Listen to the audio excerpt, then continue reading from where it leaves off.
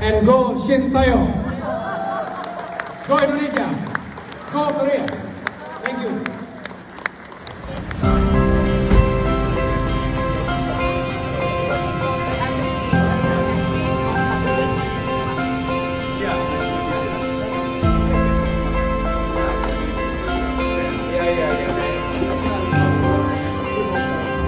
Thank you.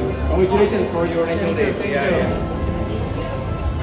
having me. And congratulations for your next year. Thank you so much. Yeah. Meaningful for Maybe. to make it more.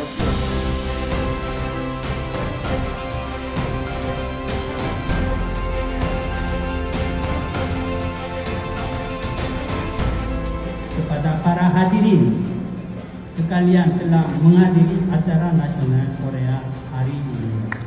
Bapak Presiden Yudhoyono, I told him it's very meaningful because he is today the guest of honor for Korean national reception.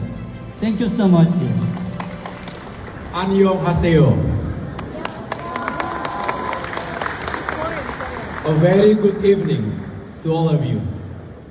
Thank you for having me as the guest of honor on this wonderful celebration of the National Foundation Day and the Armed Forces Day of the Republic of Korea.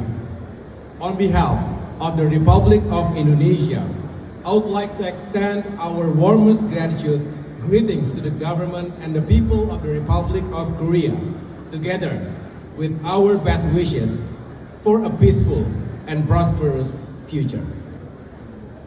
It's like deja vu.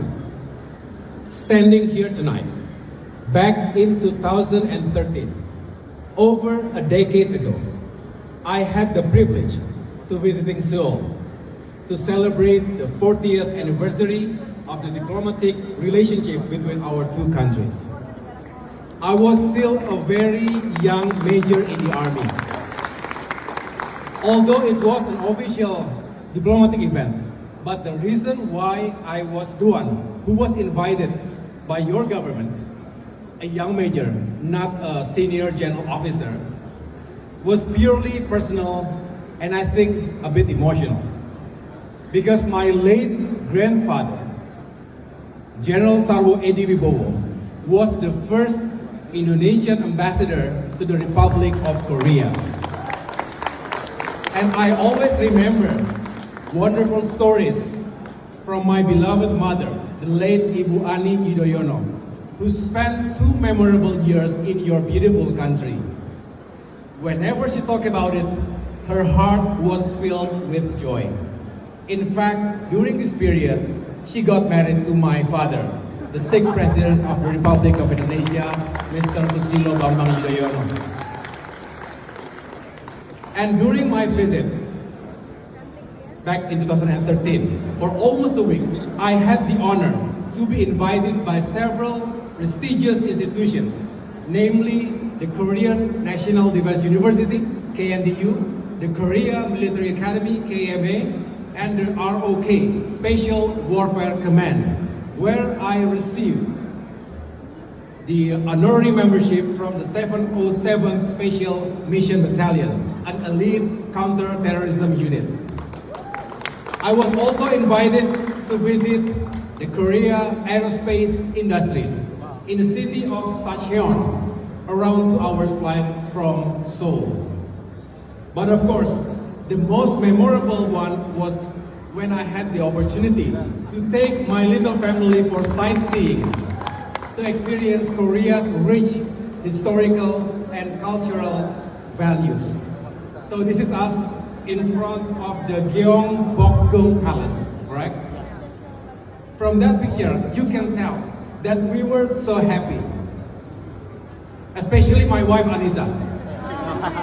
Because she loves Korean food, from kimchi to bibimbap. And she is also a huge fan of Korean drama. Especially Crash Landing on You. In fact, our netizens try to compare us to that beautiful couple, Hyun Bin and Song Ye Jin. They got married. They got married. So I guess it's safe to say that Korea has a special place in our hearts. Excellencies, ladies and gentlemen, as we gather tonight, we celebrate more than just a national day or a military anniversary. We celebrate a deep and enduring friendship built on shared values and mutual respect. Last year, we marked 50 years of bilateral relationship, a milestone that reminded us of how far we have come and how much more we can achieve together in the years ahead. The Republic of Korea is one of Indonesia's most vital partners, both in our region and on the global stage. We are both members of the G20 and APEC. Since 2017, we have elevated our ties to a special strategic partnership underpinned by our mutual values of democracy, human rights, and open economy. Our partnership spans across defense, foreign affairs, trade, and infrastructure development, each contributing to the prosperity of both nations and the stability of our region. In our economic partnership, trade and investment values have remained strong over the years. For the past decade, the Republic of Korea has consistently ranked among Indonesia's top 10 trade partners and investors. Last year, our bilateral trade reached $20.8 billion. Meanwhile, Korea's investment in Indonesia amounted to $2.54 billion as the seventh largest investor, an increase 8.7% from 2022. Our trade and investment collaboration has fueled innovation and sustainable development, including joint efforts in energy transition and electric vehicles battery ecosystem, strategic infrastructure projects in several sectors such as steel, petrochemicals, water and transportation, as well as the development of our new capital city, Nusantara. Looking forward, our economic partnership agreement, Indonesia-Korea CIPA, provides a roadmap for the next chapter of our cooperation. While only 2 out of 25 proposed projects have been approved, the path ahead is filled with opportunities. We must work together to expedite these remaining projects, particularly in sectors like semiconductors and agricultural machinery, so we can ensure that both our nations are well positioned for success in the future.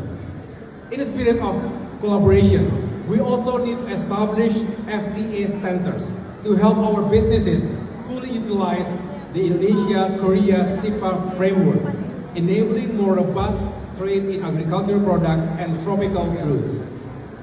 Ladies and gentlemen, the future of Indonesia-Korea relations depends on our ability to work together, hand in hand, with a shared vision and commitment to mutual prosperity for our people.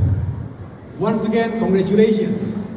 May our partnership continue to thrive, bringing stability, opportunity, and prosperity to the people of Indonesia and the Republic of Korea. Thank you. Kamsahamnida. Saranghaeo. And go Shin Tae-yong. Go Indonesia. Go Korea. Thank you.